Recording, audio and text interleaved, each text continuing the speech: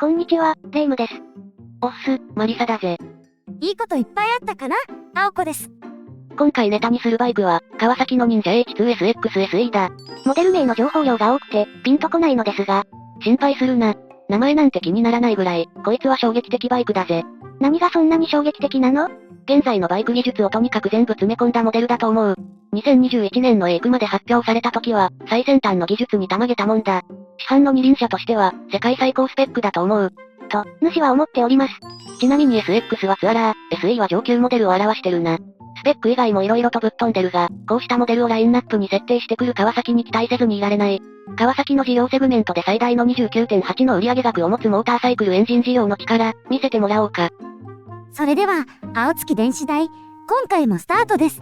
では、ゆっくりしていってね。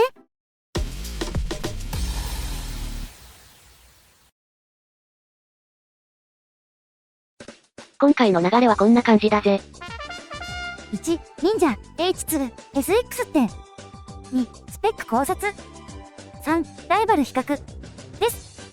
忍者 H2SX は、以下 H2 と呼称しますね。じゃ、はじめ、か。1、忍者 H2SX って。よく聞くのはバイクなのにスーパーチャージャー搭載のすごいやつって話ですね。それだけだと思ってたら、もったいないぞ。H2 は、川崎のスーパースポーツモデル忍者シリーズのトップモデルだ。過去にも H2 と名乗るバイクが発売されていて、色々な伝説が語り継がれている。そうなんだ。じゃ、川崎の H2 の過去を振り返り、誕生から新型までの歴史を見ていこうか。歴史って退屈じゃよ。いや、過去といっても、今の H2 に繋がる話題が多いし、きっとレイムなら興味を持つこと間違いなしだ。それじゃ、聞いてみようかな。それじゃまずは H1 の型式を持つ 500SS、通称マッパ3からだ。マッパ3は100万台市場と呼ばれたアメリカ市場を手に入れるために用意されたバイクだ。当時のアメリカはとにかく04が速いバイクが大人気だった。加速と最高速が世界一のバイクを作る。これがこのバイクの存在理由だ。で、出来上がったのは？エンジンは 500cc のツースト並列3気筒。最高速度198キロ、042.4秒、最高出力60馬力。1960年代では頭一つ抜き出た性能のバイクだ。ちなみに、ツースト3気筒という仕様は量産車初でもある。へえ。マフラーは右2ポンと左1ポンの非対称。エンジンの熱対策は、放熱フィンの深さや合金製のシリンダーブロックなど、こだわり抜いた設計だ。当時の最先端技術を採用した強力なエンジンを、軽量なダブルクレードルフレームに収めた結果。やっちまった、川崎？ホイールスピンで白煙黙々気を抜くとイリーサーカス。とか、人製造バイク、走る、オケなど、良くも悪くも、いろんな方面で話題になったみたいだ。このあたりのはっちゃけ具合は川崎も認識してた様子で、年次改良の度にやんちゃ加減が潜んでいったって話だ。今じゃ絶対無理。で、その3年後、排気量を 750cc にアップした 750SS、マッパ4が登場する。500cc ですごかったのに、排気量アップしたひなー？最強の称号を持ち続けるためには、常に改良が必要だからな。あ、ライバル出現。そうだ。ホンダの CB750 の発売だ。CB は当時川崎が開発していた新型フォーストバイクのスペックを全部上回ると言われてて、それはいかんということで開発見直し、CB の全てを上回るべく Z1 として開発をリスタートしたのは有名な話だ。だがしかし、それでは Z1 の発売が伸びるため、それまでの間トップを守り続けるために作られたのがマッパ4だ。これもぶっ飛びスペックな予感。排気量がアップしたとこで71馬力のパワーをゲット。そして最高速度も203キロ、042.0 秒に突入してる。化け物ですやん。Z1 までのつなぎバイクと語られることが多いが、そんなわけがない。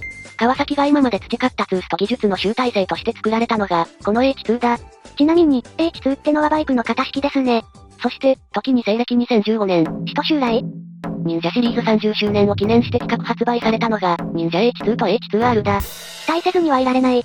最新の H2 のテーマは、何の制約もなしに自由に二輪車を作れるなら何を作るかだ。自由にね。して、その答えは？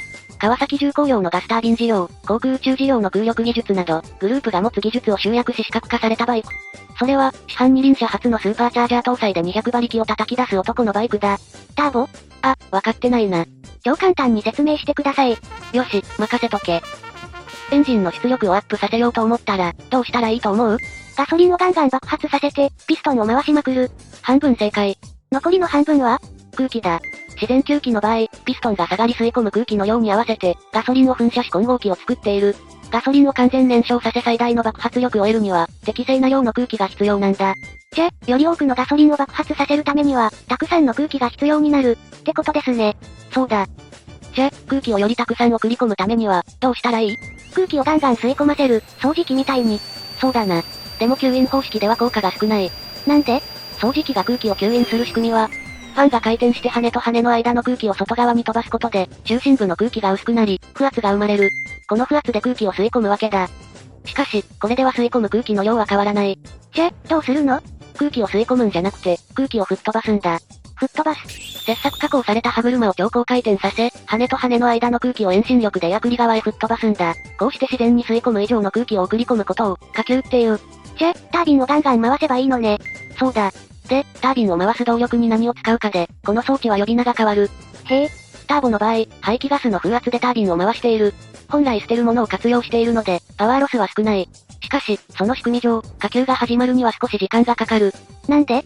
排気ガスを使うってことは、スロットルを開ける、排ガスが増える、タービンがより回り下吸が始まる、って流れになる。つまり、下吸が始まるまで少し時間がかかるってこと？そうだ。車に比べバイクは排気量は小さいので、さらにタイムラグの影響が大きくなる。ライダーのアクセル操作とバイクの加速にズレがあると、操作しにくいですね。じゃ、排ガスじゃなく別の動力でタービンを回せばいいんじゃないの？正解。排ガスではなく、エンジンが作り出した駆動力クランク出力から動力をゲットする方法が、スーパーチャージャーだ。エンジンの力でタービンを回転させるのね。これなら、排ガスが増えるまで待つ必要はないから、欲しい空気の分だけタービンを駆動してやればいい。他にもいろんなメリットやデメリットがあるんだけど、ここではレスポンスだけに絞って説明したぜ。伝わった？なんとか。じゃ、空気を圧縮して送り込む方法にラムエアシステムって名前を聞くけど、これもターボと同じなの？エンジンにより多くの空気を送り込む仕組み、という点は同じだけど、空気の送り込み方法が違うな。ラムエアは走行風をダイレクトにエアクリに導くことで、タービンが空気をエアクリ側に投げ飛ばしているのと同じ効果を発生させるぜ。ごめん、素人説明ではこれぐらいが限界だ。本屋で川崎バイクマガジンを熟読してきてくださいね。スーパーチャージャーは川崎重工の3式戦闘機、飛燕から使われている技術だし、川崎2になるには、ぜひ下級技術は抑えておきたいな。下級機の話がメインになってしまったが、デザイン面、車体制御、素材加工など、川崎重工の技術が詰め込まれたバイクってわけだ。その結果、200馬力の怪物が誕生した、と。これ、羽をつけたら飛べそうですね。そのネタは実験済みだ。マジで？これは、過去の企画展だけど、H2 エアータイプ1といって、H2 で空を飛ぶにはどうすればいいのかを真面目に研究したイベントだ。計算上では360キロで離陸して、最高48メートルまで上昇後、1000メートルの距離を滑空できるらしいぜ。惚れてまうやろう。そして今、フレンド S やベックスのようなロボットの研究も行われており、その技術もバイク開発に展開されようとしている。川崎が作る乗り物は、男の夢の塊ですね。あ、H2 といえば、もう一台ありますよね。おう、Z 系の H2 だな。忍者 H2SX と比べると、その差額は50万円だ。安い。いや、安くはないよな。だいぶ車両価格がインフレしてるな。で、ZH2SE だが、左右非対称デザイン、塗装されたトレリスフレーム、スーパーチャージャーへ繋がるエアダクト。こいつには忍者 H2 とはまた違った魅力があるよな。ちなみに H2SXSE と ZH2SE って何が違うの？ ZH2SE には ARAS アドバンストライダーアシスタンスシステムが装備されてないぜ。いずれは Z や忍者にも ARAS が装備されるでしょうね。というわけで、当分は川崎のフラグシップで居続けるだろう H2 の仕様をチェックしていくか。2、スペック考察。カラー&デザイン。H2 のカラーリングはこちら。エメラルドブレイズドグリーン×メタリックディアブロブラック。カラーリングは1種類。川崎独特の配色名は健在だ。配色はグリーン、ブラック、シルバーと色々なカラーが使われてますね。まさに川崎的カラーリングだ。そして、ボディの一部にはハイリーデュラブルペイントが使用されてる。小傷を自己修復するスーパー塗料ですよね。そうだ。YouTube に実験動画がアップされてるから、その効果をぜひ確認してほしい。先代モデルではタンク周辺に使われてたな。おそらく新型でも同じだと思われる。エンジン仕様。排気量は 998cc、DOHC 並列4気筒だ。最高出力は 147kW200 馬力1万 1000rpm、ラムエアカーツ時は 154kW210 馬力1万 1000rpm。最大トルクは 137N14.0kg メートル 8500rpm だ。ちなみにラムエアカーツが効き始める速度は100キロ以上、しかも全開走行時だ。スーパーチャージャー装備で直線番長なのに、さらにアクセル全開でラムエアカーツ発生させるなんて。頭のネジが外れてないと無理だな。ネジはしっかり締めておいてね。で、H2 はエンジンサウンドも特徴的だ。タービンが回るキーンって音や、スロットルを前閉した時、逆流した空気がタービンに当たって聞こえるキュルルルって音とか、サウンドチューニングもバッチリだ。それは、やっぱりネジは緩みっぱなしになりますね。アシスト&スリッパークラッチ、クイックシフター、トラクションコントロールにアンチロックブレーキシステムも標準装備だ。200馬力の怪物エンジンを操るには、これぐらい制御しないとオフさんには無理ですね。フレーム、足回り。軽量なトレリスフレーム、前後サスペンションはフルアジャスタブルだ。SE は独自のサスペンション制御、スカイフック式イーラテクロジーを採用した電子制御サスト。フロントブレーキにはブレンボ社製ストリート用最上級モデル、スタイルマを装備している。シート高は 820mm で、車載可能重量は 195kg。タンデムツーリングもお手の物、だ。ちょっと気になるところといえば、マフラーがでかいので、せっかくの肩持ちスイングアームが隠れて残念なことになってる、ところかな。ショートタイプのマフラー交換がおすすめですね。主要装備。新型 H2 の売りは、スーパーチャージャーだけじゃなく、安全装備がさらに充実してるぜ。どんな安全装備なの？車と同じ仕組みの安全機能が採用されてるぜ。それじゃ、至れり尽くせりの主要装備を一気にチェックしていくぜ。ARAS、アドバンストライダーアシスタンスシステム。ボッシュ製の安全システムで、リミナミレーダーでバイクの前後をセンシングし、ACC 適切な車間を保ったクルーズコントロール、FCW 前方衝突警告、BDS 視覚検知の3つの機能を提供するぜ。ACC は超便利ですね。ちなみに三菱電機が開発した最新技術では、ミリ波だけでなく3種類のセンサーを自動で使い分ける仕組みとなってる。3種類って？画像処理するカメラ、遠くの物体の距離を測るミリ波レーダー、さらに数センチの精度で距離を測るライダーが、センサー3種の神器と言われてるぜ。日本の技術も負けてない。VHA、ビークルホールドアシスト。ライダーのブレーキ入力なしでもブレーキを維持する機能だ。発動させるタイミングは、ライダーがコントロールできるぜ。KCMF、川崎コーナリングマネージメントファンクション。ボッシュ製 IMU 完成計測装置からのフィードバックで、コーナリング中にエンジンとシャーシ角部のパラメータをリアルタイムでモニタリングし、エンジンパワーやブレーキ効力を最適な状態にコントロールする仕組みだ。ライダーが意図したラインをトレースできるようサポートするシステムですね。インテグレーテッドライディングモード。各電子制御と連携する包括的なモードセレクト機能だ。以下の3種が選択できる。スポーツ、ワインディングでのスポーツライディングに対応。ロード、市街地、高速道路、郊外の荒れた道など様々路面状況に対応。レイン、雨天時の走行に対応。モード設定しておけば、あとは H2 にお任せってことですね。便利な世の中になったもんだ。KECS、川崎エレクトロニックコントロールサスペンション、忍者 H2SXSE に採用。サスペンションの減衰力をバイクの状態に合わせて自動調節してくれる。先に説明したライディングモードがロードモードの場合、昭和のスカイフック式イーラ電子制御ライドアジャストが機能するぜ。ほんと、電子制御の塊ですね。その他装備。あとは、川崎スピンアプリでスマホ連携可能。キーを持って車両に近づくだけで、メインスイッチやステアリングロックの操作が可能になるマスターキー機能。軽微な傷なら自己修復するハイリーデュラブルペイント。夜道も安全コーナリングランプ、シート下に ETC2.0 車載機キット。純正アクセサリーのパニアケースを簡単に装着できるクリーンマウントシステム。すごいね。多機能すぎて流してた。ホンダのバイクなら流してなかっただろ。価格。最後はお値段だ。まずは全部盛り、まさに川崎のフラグシップモデルとなる、忍者 H2SXSE の価格は297万円だ。バイクの価格もここまで来ましたね。電サスなしの通常版の忍者 H2SX は265.1万円だ。300万円台にならず、ほっと一息です。ちなみに、この車体は川崎ケアプラスモデルだ。3年目の車検まで半年ごとの点検と、1年ごとのオイル交換代が価格に含まれてるぜ。高いの？安いの？それは自分の胸に手を当てて考えてくれ。それじゃ、ライバル比較といくぜ。3、ライバル比較。それじゃ、国内メーカーのフラグシップモデルを比較してみるぜ。今回の比較車種はこちら。ホンダ、ゴールドウィング。ヤマハ、ナイケン GT。鈴木、ハヤブサ。各社を代表するモデルを選んでみたぜ。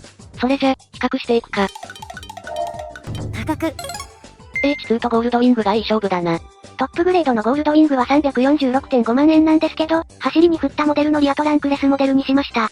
ハヤブサやナイケンがリーズナブルに見えるぜ。どれも買ったら一生もののバイクですね。サイズ。シート高と重量の数値を見てみると、ハヤブサが一番乗りやすそうだな。ナイケンと H2 はほぼ同じ。ゴールドウィングの重さについては何も突っ込むまい。全長はゴールドウィングが頭一つでかいな。この見た目と迫力ですからね。軸距も長いから直進安定性は抜群です。エンジン出力。H2 が200馬力でダントツだ。スーパーチャージャー装備ですしね。その割には燃費は 18.4 キロと、リッターバイクの中では平均的な燃費だ。ハヤブサもエンジン出力は188馬力でパワーはあるけど、燃費がな。仕方ないですよ。下級機なしですし。鈴木でターボモデルといえばリカージョン。588cc の直列2気筒エンジンにターボを組み合わせた車両だな。全く噂を聞かなくなりましたが、やはりターボは実用化しづらいのか。だな。じゃ、企画はこれぐらいにして。まとめ。さ、レイムさん、今回のバイクはいかがでした？相変わらず、川崎のバイクにはロマンを感じますね。ノスタルジックだけじゃなく、最新型にもね。ここまで来ると、主がバイクを降りるまでに、対話型 AI バイクが誕生しそうです。それじゃ、川崎の新型バイクの発表を楽しみにしながら、仕事に励むとするか。期末はなんかと忙しいので、新型バイクのことを考える暇はありませんね。その分川崎プラザでしっかり観察してくるぜ。では、今回のお話は以上となります。お次は、青子のバイクニュースのコーナーだぜ。